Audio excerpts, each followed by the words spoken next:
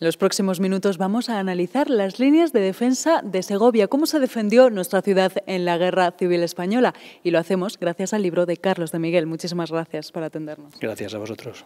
Bueno, en este libro se analizan las fortificaciones que tuvo Segovia durante la Guerra Civil Española. Sí, así es. Lo que intenta el libro es situar cronológicamente y en el espacio donde están y cuándo se hicieron, ¿no? Ha sido un reto porque hasta hace poco había como una gran confusión en torno al tema y no se sabía muy bien cuándo se había hecho cada fortificación. ¿Qué fortificaciones se han encontrado? ¿Cómo se defendió Segovia, ¿no?, en esta guerra? Bueno, Segovia no tuvo que defenderse realmente como tal porque Segovia quedó en el bando nacional y las posiciones más adelantadas las tenían en la zona de La Granja, Balsaín, y los republicanos estaban en mitad del Pinar y en las cumbres. Y lo que pasa es que hubo un acontecimiento a finales de mayo del 37, un ataque republicano, cuyo objetivo era realmente la toma de Segovia, porque era, siempre Segovia era el objetivo principal que podían tener en esta zona. Lo que pasa es que la batalla se desarrolló en La Granja. Hasta ese momento prácticamente no había fortificaciones. Iba a ser a partir de junio del 37, cuando termina la batalla, cuando se va a poner mucho empeño en realmente crear una línea que existía, pero una línea, digamos, imaginaria, porque prácticamente no tenía construcciones. Entonces, a partir de ahí empieza un trabajo que no va a parar hasta el final de la guerra, con algunas rectificaciones y demás. Bueno, se ha dicho que este libro está hecho precisamente por y para la historia, alejados de toda interpretación política. Es decir, nosotros estamos hablando de la Guerra Civil Española, pero al margen, desde el punto de vista de la historia, al margen de cualquier interpretación política. Sí, por supuesto. El elegir además este frente, estas líneas, es porque son las que hay, ¿no? Son las que están aquí delante de Segovia. No tiene, no ha sido por ningún motivo que no sea el puramente histórico. Y aparte de eso, lo que también trata el libro es de reivindicar la consideración de todos estos restos como patrimonio histórico, que lo son. Lo que pasa es que al ser tan recientes, pues mucha gente no lo valora como tal y por ese motivo pues se están perdiendo muchas y algunas están en un estado deplorable. Es decir, que debemos también concienciarnos para conservar estas fortificaciones también, igual que conservamos, por ejemplo, que están ahora muy en boca los asentamientos, todas esas excavaciones que hacemos, ¿no? Pues también en el caso de las fortificaciones, todos esos vestigios que nos quedan de nuestra historia naval. Sí, por supuesto. Lo primero es hacer un estudio riguroso, catalogar todo lo que hay, en algunos casos consolidarlas para que no se deterioren.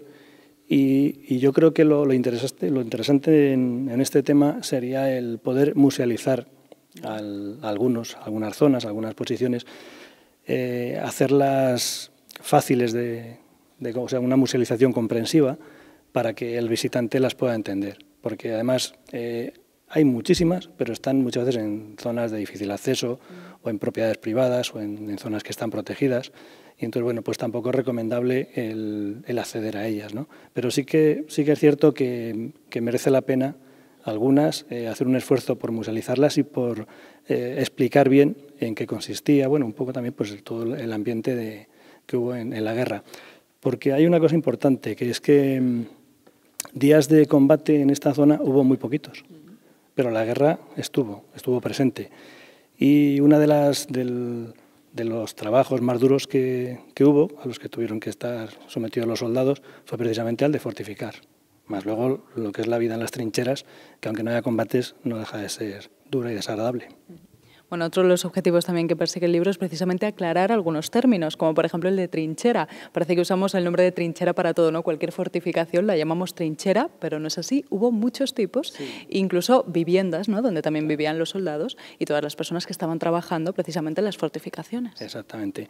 Bueno, el término trinchera es un término genérico, a veces se utiliza incluso hasta en plan poético, digamos, ¿no? O sea, como frase hecha, lo de ir a las trincheras o estar en las trincheras. Es digamos, la parte más conocida o menos conocida, porque muchas veces, precisamente por eso, pues no se aclaran bien los términos.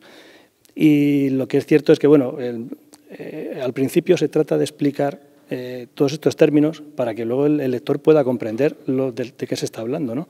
Porque si no estaríamos todo el tiempo hablando de trincheras, y realmente, pues el concepto de trinchera ya cambia de la idea que por lo general tiene el público. Y luego pues hay muchos elementos. O sea, la trinchera es una zanja excavada que puede tener unas características u otras, depende de que sea una trinchera de combate, una trinchera activa o una trinchera de seguridad, sencillamente un camino que te permite ir de un punto a otro de la posición. Luego tenemos pozos de tirador o puestos de tirador, donde están los fusileros. Si son grandes pueden ser puestos de escuadra para 5 soldados. Tenemos nidos de ametralladora, puede haber asentamientos de cañón dentro de una posición también, de pequeños cañones. Y luego, bueno, pues todo lo necesario para la vida, ¿no? Viviendas, refugios, por lo general blindados, para poder aguantar los soldados los bombardeos. En las posiciones grandes tenía que haber una cocina, en las pequeñas les tenían que llevar el rancho, que solía llegar frío, por lo general, ¿no? Y letrinas fundamentales, ¿no? Aunque, bueno, pues la higiene no era precisamente lo más característico de la vida en las trincheras, pero era necesario el tener letrinas, ¿no? Y bueno, pues dependiendo de cómo fuera la posición, la unidad que estuviera en ella, el tamaño, pues incluso algunas, bueno, todas tenían que tener un puesto de mando. Mandara quien mandara, era fundamental. Y en algunas incluso había un pequeño puesto de socorro. Aquí, por ejemplo, en Cabeza Grande, está junto a Revenga, ahí sí que está documentado por planos y demás que había no solo un puesto de mando, había varios, uno por compañía, porque era una posición que ocupaba un batallón entero, y había un emplazamiento de cañón, había 7 o 8 nidos de ametralladora, vamos, que es una posición completísima, y un puesto de socorro, una cosa como más curiosa. Bueno, hemos hablado de Cabeza Grande, hemos hablado también de la zona que era como la más interesante, ¿no? Que era la de la llegada a la granja, que era la más cercana, ¿no? A Segovia, porque Segovia no interesaba como tal, ¿no? Hemos dicho al principio, o lo que interesaba era lo que estaba más pegado a Madrid. Interesaba, pero en el caso de darse un ataque enemigo había que pararle antes de que llegara a Segovia. Entonces, de hecho, la muralla. Claro, el título es en plural, refiriéndonos a una línea que se llegó a construir al final de la guerra, que se llamaba así, la línea de defensa de Segovia. Y formaba un abanico delante de la capital, pero claro, para explicar eso, primero la gente tiene que comprender que había una primera línea y con el tiempo se llegó a hacer una segunda línea. O sea que esta, digamos que sería una tercera. Y llamarlas a todas de Segovia, bueno, pues ha sido una licencia, ¿no? En este caso del autor, porque en definitiva el objetivo fundamental en la zona realmente era la ciudad de Segovia, y en todos los documentos donde se habla de acciones o de defensa siempre se habla de atacar Segovia o de defender Segovia. Bueno, hemos hablado de algunos de los puntos, ¿no? Donde se encontraban esos vestigios como Cabeza Grande. ¿Dónde más se pueden encontrar? En el libro hay fotografías, hay mapas. ¿Dónde habéis tenido constancia de que hay puntos de vestigios de fortificaciones? Bueno, el frente era grandísimo. O sea, además, dependiendo de la época, pues lo cubría una unidad u otra. Entonces, claro, es muy difícil cuantificar, por ejemplo, el número de posiciones que había, porque eso va cambiando a lo largo de la guerra. Hay por lo menos como 7 cambios de disposición del frente y de unidades. A finales del 38, por ejemplo, para que os hagáis una idea, la División 72 del Ejército Nacional, que era la que ocupaba toda esta zona, ocupaba desde Peguerinos, casi en Ávila, hasta las estribaciones del puerto de Somosierra. O sea, para que os hagáis una idea, o sea, estamos hablando de casi 100 kilómetros. Entonces, por ese motivo, como el territorio era inabarcable, pues fue por lo que se acotó el tema y nos quedamos un poco con lo que eran estos arcos que se habían ido construyendo en torno a la capital para, bueno, poderlo marcar.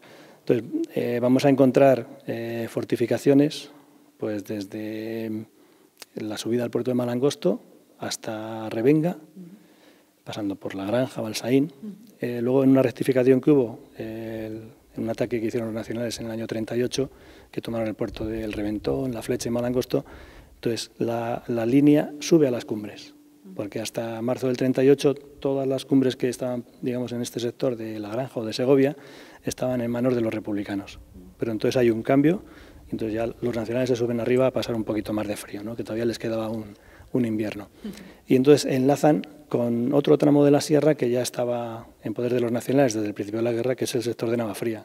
Entonces ya enlazan hasta Navafría y Somosierra, o sea que prácticamente, bueno, digamos que desde el puerto del Reventón hasta Somosierra, todas las cumbres están en manos nacionales. Y hacia el otro lado, hacia el Alto del León, prácticamente las cumbres seguirían en manos de los republicanos.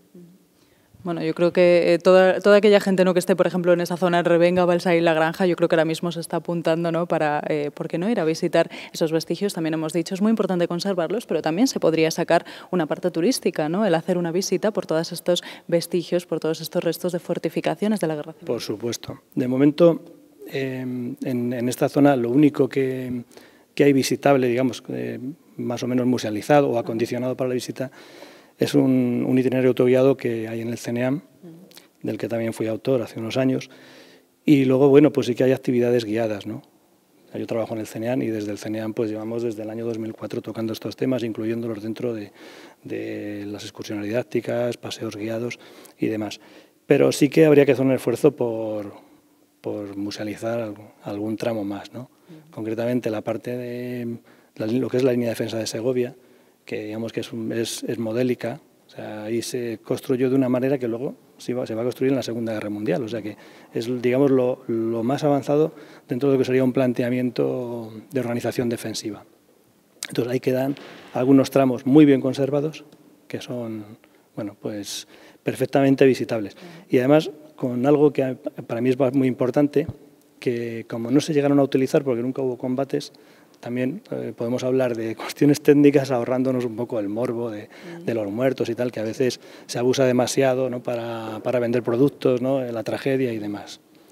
Pues muchísimas gracias de nuevo. A ver si gracias a este libro, ahora a las líneas de defensa de Segovia, podemos conocerlas un poquito más y también que se conserven, ¿no?, que demos ese pequeño esfuerzo para que se conserven y para que dentro de un tiempo, ¿por qué no?, igual podemos hablar de un museo donde podamos ir a ver todos estos vestigios, todos estos restos de las líneas de defensa de Segovia, que como bien ha dicho Carlos, el autor del libro, fuimos un poco el ejemplo, ¿no?, para después la Segunda Guerra Mundial. Muchísimas gracias. A vosotros.